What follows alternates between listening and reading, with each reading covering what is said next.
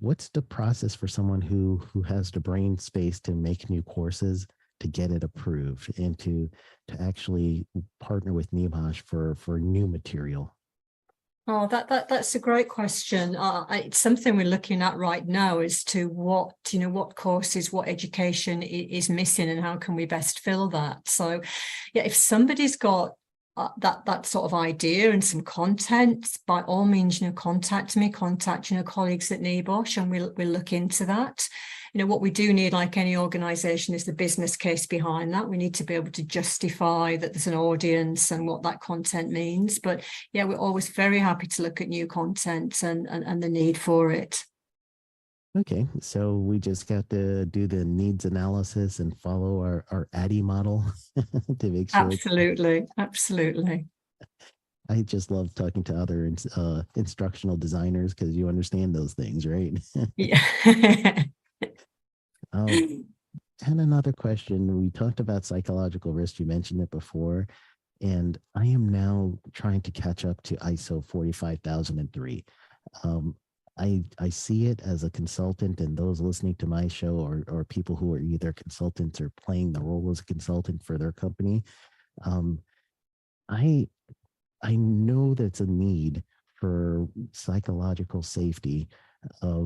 It's just so hard to quantify it until ISO 45003 came out, and it gave like a nice, good path to follow. Are you seeing the same thing globally? I know you travel everywhere and you speak everywhere. Are you seeing the same thing where there's a big need for the psychological risk to be addressed? Absolutely. And again, I think the pandemic has been instrumental in that. So, I don't need to tell the audience all the challenges that came with the pandemic and how that affected and impacted people's mental health and well-being globally, with furloughing and redundancies, the uncertainty, people losing loved ones. It really brought, psychological issues, mental health and well-being to the fore. And you look back historically, it's absolutely not new. I think the pandemic has given us that new impetus, and words like resilience are coming in more and more. But, our profession has always been committed to health and safety. I think it's fair to say that health has usually been the poor relation. There's been a much greater focus on safety globally.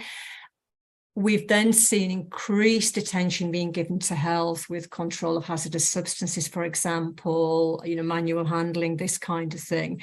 But when we talk about health, it's physical and psychological health. We need to look at the whole person.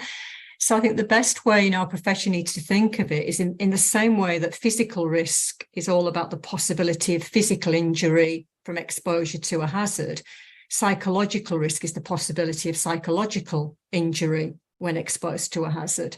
So this is the amazing thing, that our profession has got the skill set and the capacity and the capability to really help in this area.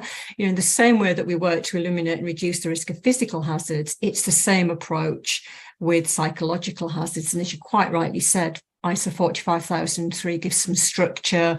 It links to 45001. It puts it in a framework that is, beyond familiar to the health and safety practitioners.